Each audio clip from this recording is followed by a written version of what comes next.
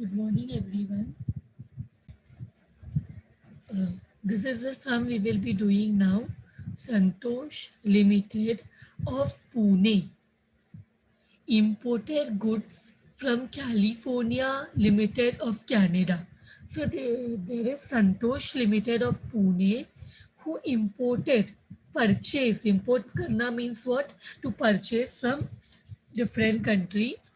Imported goods from California Limited of Canada for for dollar 1 lakh, 1 lakh dollars on 1st January 2017. So Santosh Limited ने क्या किया, materials import किया, goods import किया from California Canada and the US California Limited of Canada, and for how much? For 1 lakh dollars, 1 lakh Canadian dollars on 1st January 2017. तो इसका payment कैसे किया उसने? How was the payment made? तो 1 जनवरी को transaction हुआ, 25 जनवरी को $35,000 was been paid when the exchange rate was $1.50, and on 28th January remaining the another $35,000 were paid. For exchange rate, $1 is equal to 42. And finally, on 1st April 2017, final amount of $30,000 for exchange rate rupees 48 for $1 was paid. Now they say exchange rate of dollars on 1st January and 31st March was 44 rupees and 46 rupees respectively. Past journal entries in the books of Santosh Limited. So यहाँ पे जब हमने question read किया तो we understood this is a sum of import, and import means to purchase from another country, so we will have to make payment. So we will have to think that exchange rate ज़्यादा रहेगा तो हमें ज़्यादा पैसा पे करना पड़ेगा, correct? Then we will incur a loss. Exchange rate कम होगा तो हमें कम पैसे हमारे बाहर जाएंगे. So that way we will have to understand. So now let us pass. The name of the company is Santosh Limited. We have to pass journal entries. So journal entries in the books of Santosh Limited of Pune for the period 31st March 2017. So what will be the columns? First one will be date, particulars. Journal में हम LF का column बनाते, ledger folio, debit. This we have to because Santosh Limited is in India. Pune is in Maharashtra. Maharashtra is in India. So Indian group currency क्या है? It's rupees. So we'll have to convert this dollars into rupees. ये जो dollars है इसको जो हमें dollars में दिया है उसे हम रुपीस में कन्वर्ट करके लेजर आई मीन जर्नल में लिखेंगे.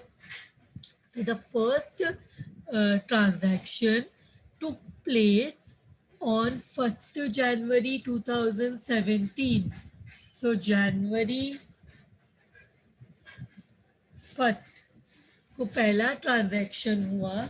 It is a transaction of import. Import is a expense. Debit all expenses and losses. So पहला transaction is for import. You can write import account or you may write import purchase account debit. कितना, कितने का import किया, 1 lakh into, tell me what was the exchange rate on 1st January? Exchange rate on 1st January was 44 rupees. Exchange rate was 44 और हमने कितने हमने $1 लाख का import किया, $1 लाख वर्थ गुड्स का इंपोर्ट किया एंड $1 वॉज 44 रुपीज. तो कितना $1 अगर 44 रुपीज है तो $1 लाख कितना रुपीज होगा? It will be 44 lakhs, correct? 44 lakhs to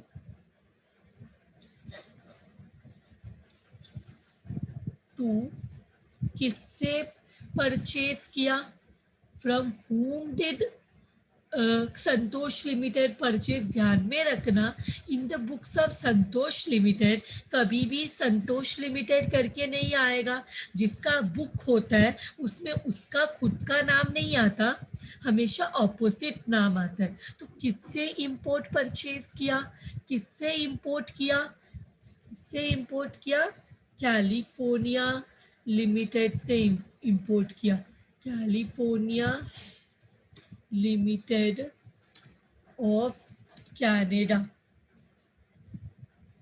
California limited of Canada account कितने का?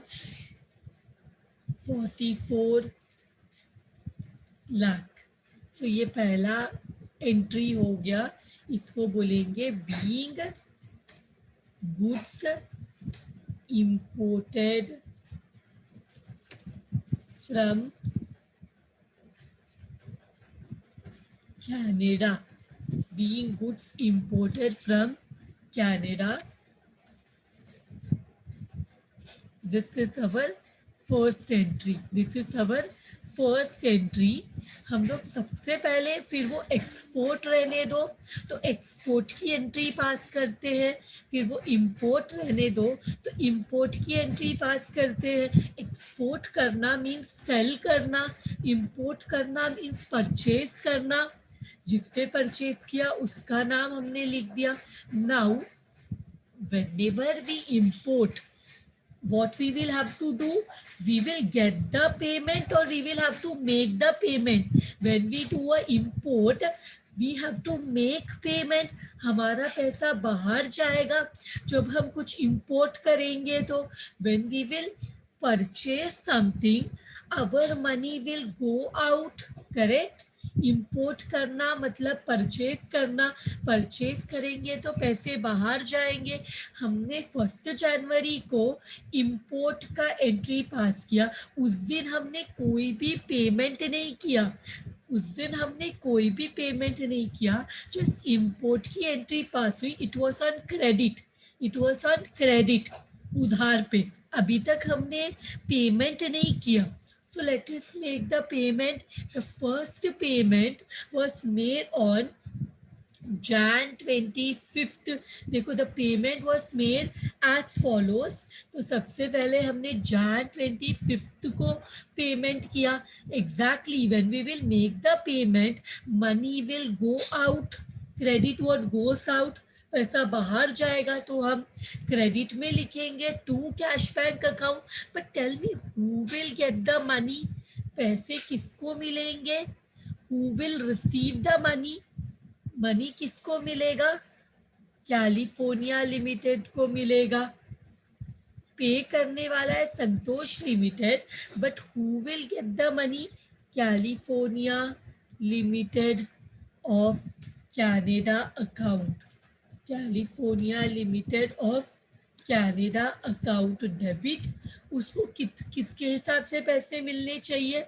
कितना हम लोग डॉलर्स का पेमेंट करने वाले हैं? $35,000 इनटू, उसने जब भी हमने उससे परचेज किया था, एक्सचेंज रेट वॉज 44 रुपीज़, तो वो उसके अकॉर्डिंगली हम सोचेंगे कि इतना पैसा देना चाहिए। तो 35,000 इंटू 44 करो, वी गेट 15,40,000। सो इतना देना चाहिए। But tell me, on 25th January, what is the exchange rate? On 25th January, what is the exchange rate? Exchange rate is 50 rupees. Exchange rate is 50 rupees. हमारा पैसा बाहर जा रहा है, जब हम इंपोर्ट करेंगे तो पैसा बाहर जाएगा। 35,000 इंटू 50, 35,000 इंटू 50 कितना होता है? जब हमने पे किया उस दिन exchange rate was 50 rupees. Exchange rate was 50 rupees. Exchange rate was 50 rupees. तो कितना पैसा बाहर जाएगा हमारा? 17,50,000 multiply 35,000 into 50, you will get 17,50,000। मतलब इतना पैसा बाहर गया हमारा। Now tell me, is it a profit और अ लॉस? हमने एक्सपेक्ट किया था कि एक्सचेंज रेट 44 रुपीज था, तो उसके हिसाब से पैसा बाहर जाएगा, लेकिन because the exchange rate reach 50 rupees, हमारा ज्यादा पैसा बाहर गया। वी हैड टू पे एक्स्ट्रा मनी, तो यस हमें लॉस हो गया। ये चैप्टर में प्रॉफिट होने दो, लॉस होने दो, हम जिस अकाउंट को इफेक्ट देंगे उसका नाम है foreign exchange fluctuation account. It's a nominal account. So अगर लॉस होगा तो debit all expenses and losses. So foreign exchange fluctuation account, foreign exchange fluctuation account, debit. कितने का लॉस हुआ? $35,000 जब हमने पे किया तो हमें 44 रुपीज लगा था, पर हमने 6 रुपया एक्स्ट्रा पे किया तो हमें 6 रुपीज का लॉस हुआ पर dollar. So it is how much loss? It is how much loss? It is 6 rupees का loss. So losses of 2,10,000. 2,10,000. So now let us give the narration.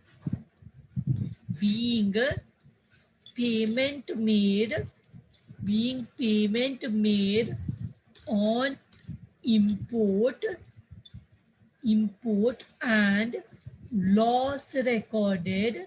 क्या हुआ? ये लॉस हुआ ना, loss recorded due to exchange, due to exchange rate fluctuation, due to exchange rate fluctuation।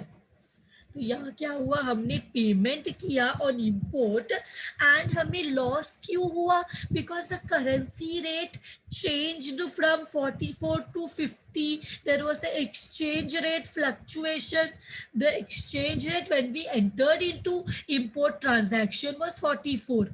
$1 is equal to 44 rupees. But when we made the payment, exchange rate increased. That's why we incurred a loss. So that because of the exchange rate fluctuation, और ये fluctuation रोज होता है, every moment there is a change in the exchange rate of rupees and dollars. So इसके वजह से हमें loss हो गया। तो ये second वाला entry also done. Now again when did we make our payment? Next payment कब हुआ है? कितने डॉलर्स का हुआ है? Just go to the question. After 25th January 2017, when again did we make the payment? Which was the next date? Next date कौन सा था जब हमने पेमेंट किया?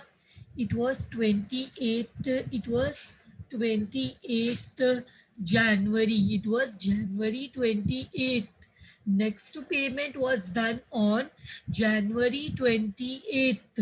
January 28 को हमने नेक्स्ट पेमेंट किया, जनवरी 28 को हमने नेक्स्ट पेमेंट किया, तो नेक्स्ट पेमेंट किया तो अगेन किसको पे करेंगे, और उस दिन एक्सचेंज रेट क्या है देखो, उस दिन एक्सचेंज रेट है 42 रुपीज, और हम किसको पे करेंगे, California limited of USA.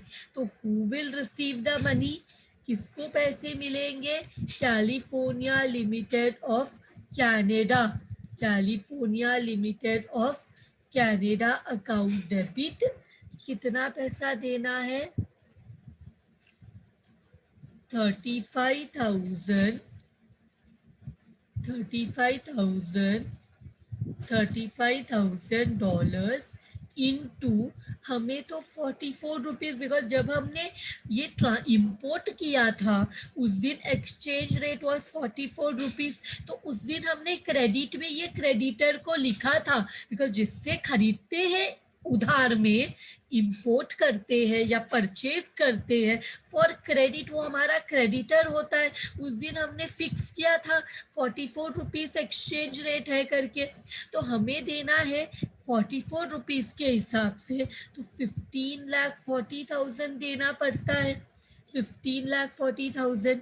But actually when we paid, जब हमने पे किया उस दिन पे करेंगे तो व्हाट विल गो आउट, पे करेंगे तो cash will go out, and उस दिन एक्सचेंज रेट कितना है, exchange rate was $35,000 into 42 rupees, $35,000 into 42 rupees, 35,000 into 42, which is equal to, which is equal to 14,70,000.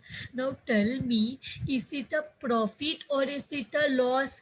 हमारे हिसाब से हमने 1 जन को 44 रुपीज था एक्सचेंज रेट, तो फिक्स किया था हम 44 रुपीज देंगे करके, but when we made the payment on 28 Jan, 44 के बदले में एक्सचेंज रेट वॉज 42 रुपीज, मतलब जहाँ पे हमने सोचा था हम $1 के लिए 44 रुपीज पे करेंगे, $1 के लिए 44 रुपीज पे करेंगे, हमने $1 के लिए 42 रुपीज ही पे किया, तो हमने कम, हमारा कम पैसा बाहर गया, तो ये हमें प्रॉफिट हो गया। जहाँ पे हमने सोचा था $1 का 44 रुपीज पे करेंगे, well we had expected $1 is equal to 44, we have paid only 42 rupees, so correct, it is a profit, it is a profit. और हम कौन से अकाउंट को इफेक्ट देंगे, हम इफेक्ट देंगे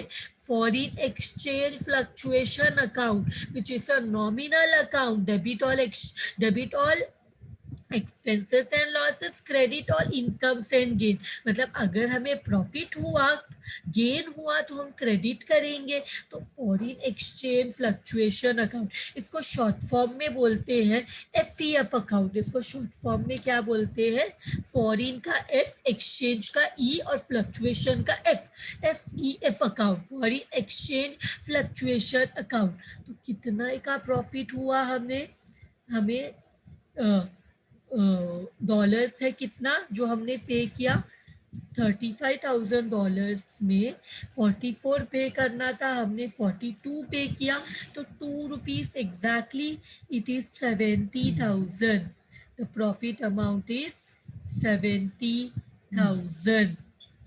सो ये भी हो गया। So now let us do write the narration, being payment made, being payment made on import, on import purchase भी लिख सकते हो, एंड प्रॉफिट रिकॉर्डेड, क्या रिकॉर्ड किया हमने, profit recorded due to exchange rate fluctuation, due to exchange rate fluctuation, due to exchange rate fluctuation.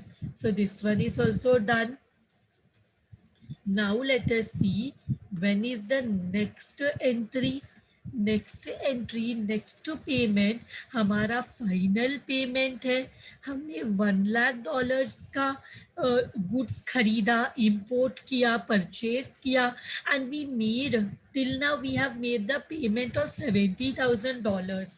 Now final payment left is of $30,000. 1 lakh में $70,000 का payment हो गया. Now the final amount which we paid on 1st April, see the final amount was paid on 1st April and it was $30,000. That day the exchange rate was 48. $1 is equal to 48. उस दिन exchange rate था $1 is equal to 48. $1 is equal to 48.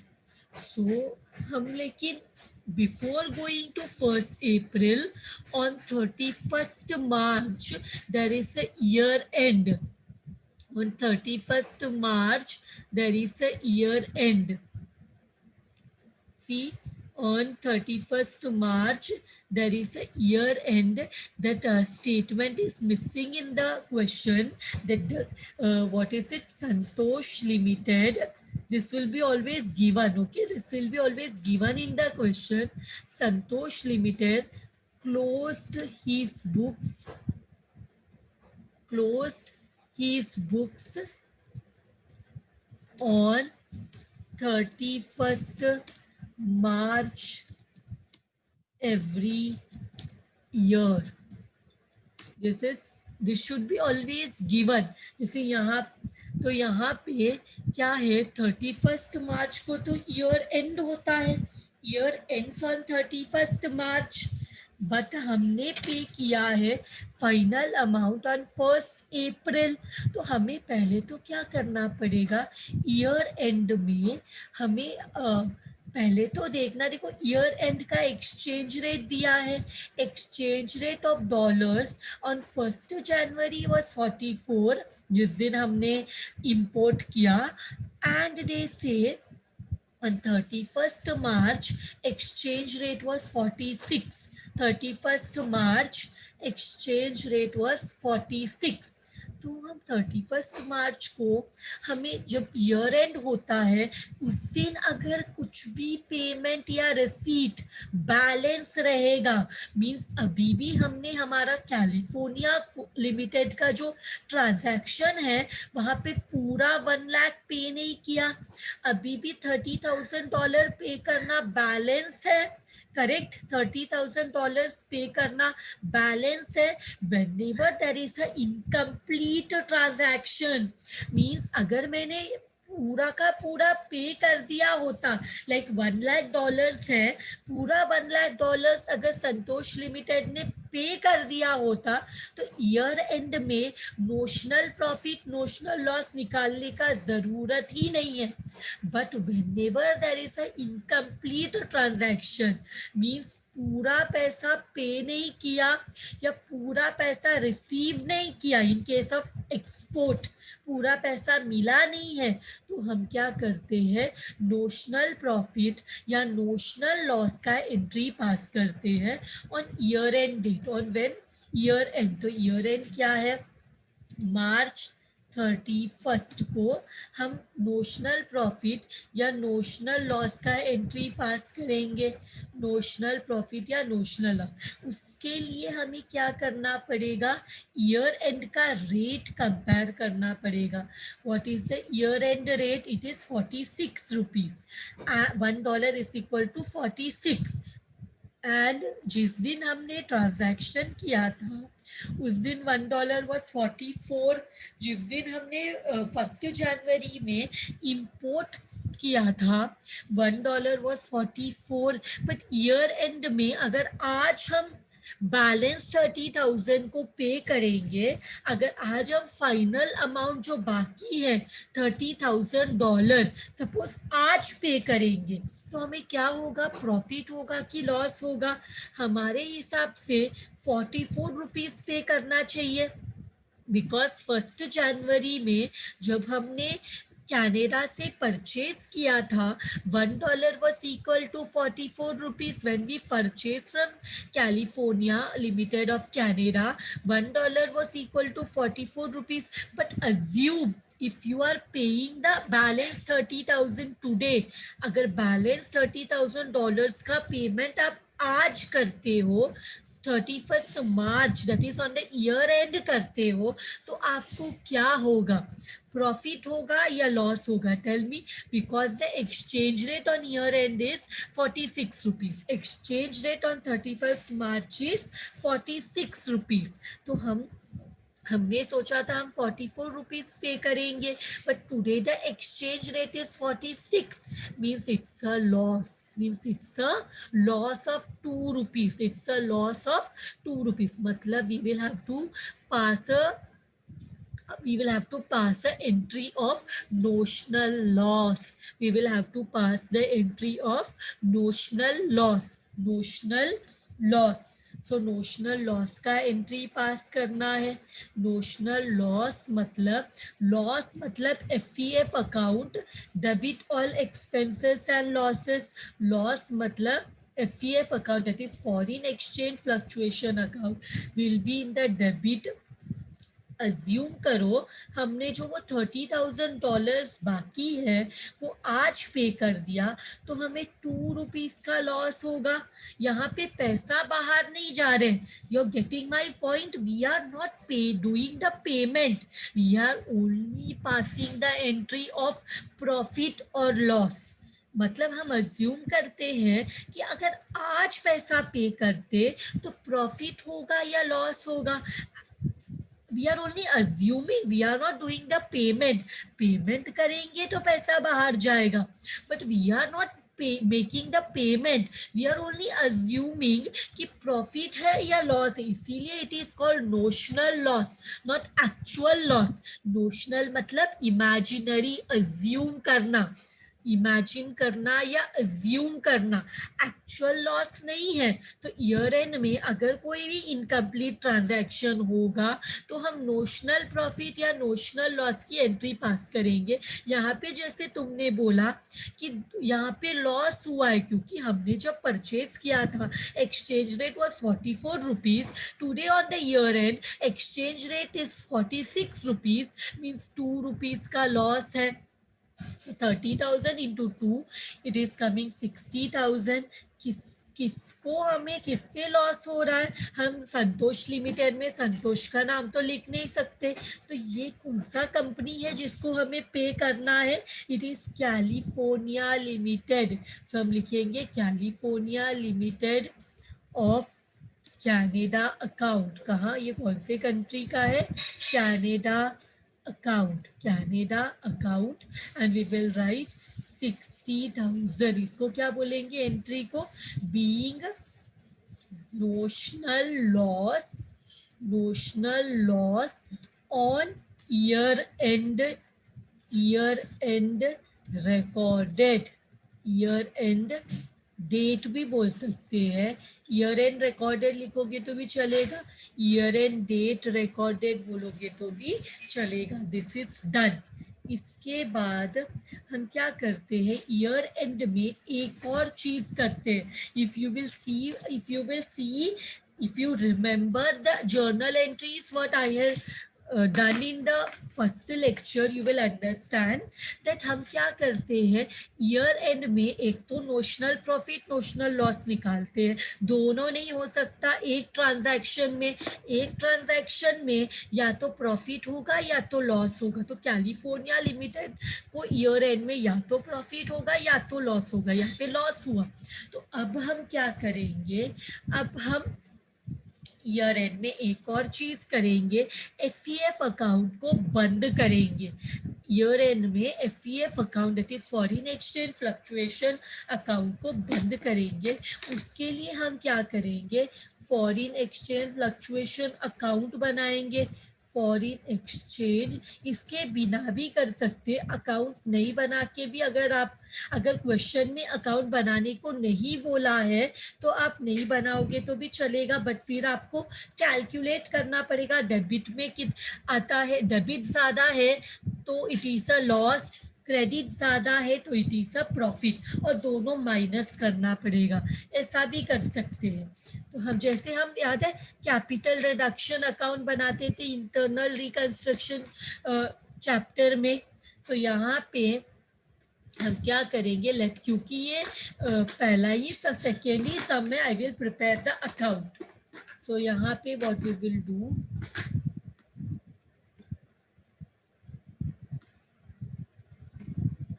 तो यहाँ पे account prepare करते हैं, पूछा तो नहीं है फिर भी,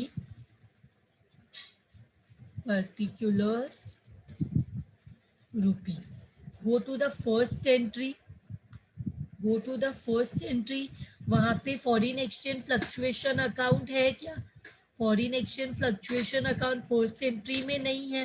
सेकेंड एंट्री में foreign exchange fluctuation account is in the debit side.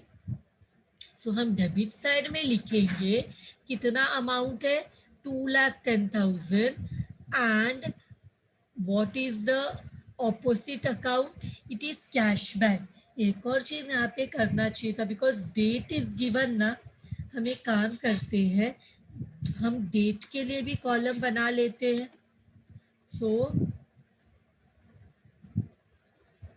यहाँ पे एक और कॉलम बना लेते हैं, किसके लिए, डेट के लिए, और यहाँ पे भी एक कॉलम बना देते हैं, डेट चाहिए ना।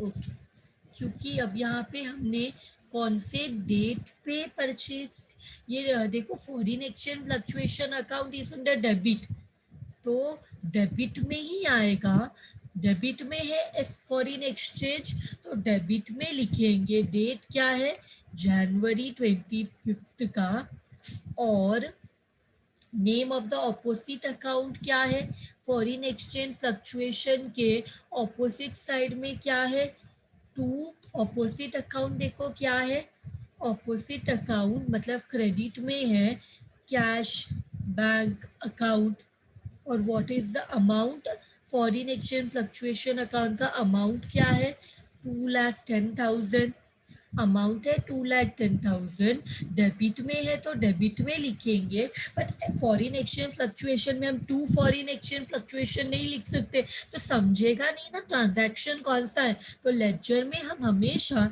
जर्नल से लेजर में जाते वक्त साइड सेम रखते हैं, बट हम name of the opposite account लिखते हैं। इसके बाद go to the third entry, third entry में भी एफ अकाउंट है, डेट है जनवरी 28, डेट है जनवरी 28, name of the opposite account लिखो, by, F is in the credit, foreign exchange fluctuation is in the credit, name of the opposite account, opposite मतलब debit में कौन सा अकाउंट है, California limited, California limited account, और क्या F का amount कितना है, एफ का अमाउंट है 70,000, एफ का अमाउंट है 70,000। इसके बाद फिर से एफ किधर है, फिर से एफ डेबिट में है, तो डेबिट में लिखेंगे, डेट क्या है, डेट है, डेट है जनवरी, सॉरी जनवरी नहीं है डेट, डेट कौन सा है, यहाँ पे हमने सेकेंड एंट्री कर लिया, सेकेंड एंट्री के बाद थर्ड एंट्री में डेबिट में है और डेट है मार्च 31, डेट है मार्च 31, और डेबिट में है तो name of the opposite account लिखेंगे, ऑपोजिट में क्या है, कैलिफोर्निया लिमिटेड, और अमाउंट कितना है, it is 60,000। Now tell me कौन सा साइड हैवी है, कौन सा साइड हैवी है, एफ का कौन सा साइड हैवी है, डेबिट या क्रेडिट, एफ का डेबिट हैवी है 2,70,000, हमेशा ध्यान में रखना, foreign exchange fluctuation account is a nominal account, so debit ज़्यादा है मतलब लॉस ज़्यादा है, डेबिट ज़्यादा है मतलब लॉस ज़्यादा है। तो बैलेंस कितना आएगा, 2,70,000 में से 70,000 गया तो कितना बचेगा, 2 लाख बचेगा। और एफ में जो भी बैलेंस होता है वो हम कहाँ पे ट्रांसफ़र करते हैं, प्रॉफिट एंड लॉस अकाउंट।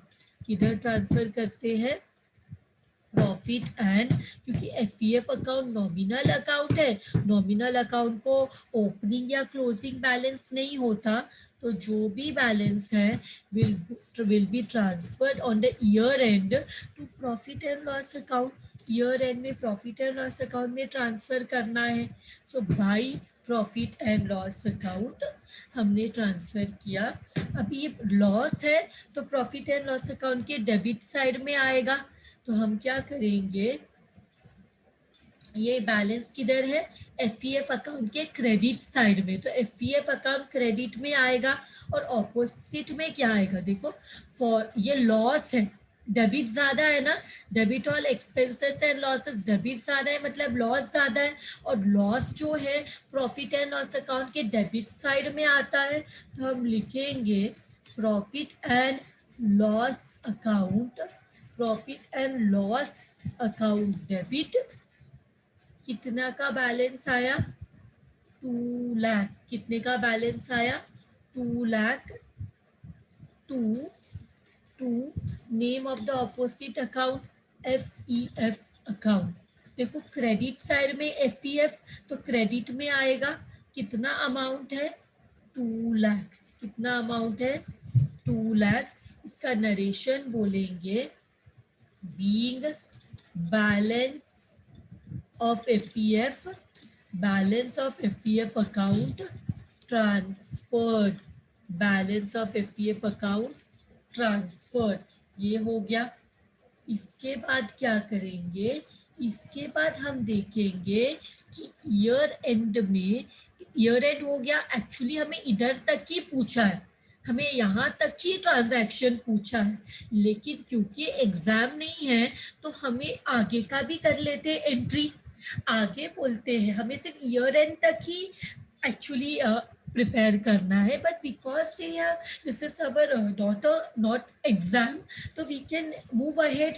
तो यहाँ पे हमने फाइनल पेमेंट 1 अप्रैल को किया है, उस दिन एक्सचेंज रेट कितना है, 48 rupees after year end transaction. तो after year end transaction April first को है, अप्रैल फर्स्ट को हमने क्या किया, कैलिफोर्निया को पे किया, कितना एक्सचेंज रेट है, 48 रुपीज़, 30,000। सो किसको मिलेगा पैसा, California will get the amount, so California limited of you, sorry it is Canada, of Canada, Canada account कितना पे करना है, $30,000 इंटू, हमें कितना, देखो हमने जब कैलिफोर्निया से परचेज किया था एक्सचेंज रेट वॉज 44 रुपीज़, तो हमने एक्सपेक्ट किया था 44 रुपीज़ के हिसाब से मिलना चाहिए पैसा, ले सॉरी 44 के हिसाब से हमें पे करना पड़ेगा, क्योंकि जब हमने फर्स्ट ट्रांजैक्शन किया था कैलिफोर्निया के साथ हमारा एक्सचेंज रेट था 44, तो हम एक्सचेंज 44 के हिसाब से ही प्रॉफिट हुआ कि लॉस हुआ कंपेयर करते थे।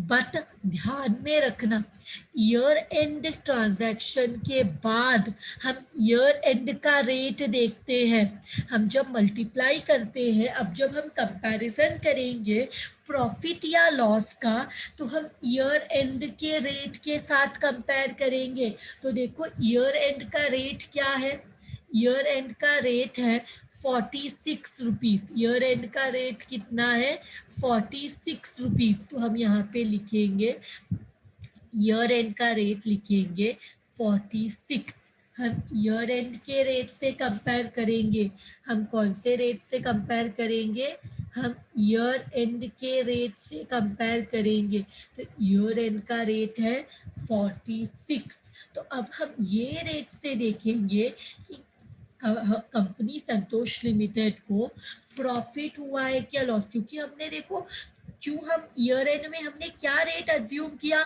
46 और लॉस कंपेयर करके लॉस देखा था ना। तो अभी हम जब भी कंपेयर करेंगे तो ईयर एंड के रेट के साथ कंपेयर करेंगे। तो देखो क्या हुआ, ईयर एंड का रेट है 46 और जब आज हमने फाइनल पेमेंट किया अप्रैल को तो रेट है 48। तो हमारा पैसा कितने रेट के हिसाब से जा रहा है, हमने सोचा था 46 देना पड़ेगा, पर हम तो कैश बैक पैसा पे कर रहे किसके हिसाब से, हम पैसा पे कर रहे हैं 30,000 इंटू 48 के हिसाब से। हम पैसा पे कर रहे हैं किसके हिसाब से, हम पे कर रहे हैं 48 के हिसाब से। तो कितना पैसा होगा, how much we are giving, we are giving 48, मतलब 14,40,000 बाहर जा रहे हैं। Tell me it is a profit और अ लॉस। हमने सोचा था $46 के हिसाब से पे करना है, बट हमने पे किया $48 के हिसाब से।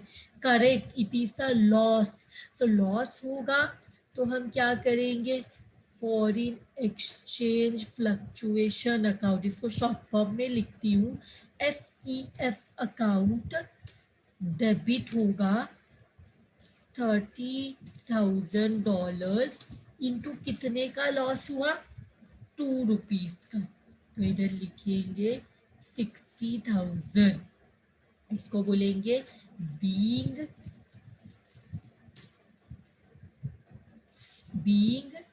क्या हुआ, ये payment made on import purchase या import and loss recorded due to exchange rate fluctuation, due to exchange rate fluctuation। दोनों लिखा, पेमेंट किया, यहाँ पे दो चीज हुआ है, पेमेंट किया और लॉस हुआ, तो दोनों हमने नरेशन में बता दिया। तो इसके बाद है ना, हम एक और चीज कर सकते हैं कि जो FEF अकाउंट है ना, FEF अकाउंट उसका बैलेंस जो है वो हम प्रॉफिट एंड लॉस अकाउंट में ट्रांसफर कर सकते हैं, लेकिन ये हमें क्या करना पड़ता है, ईयर एंड में करना पड़ता है।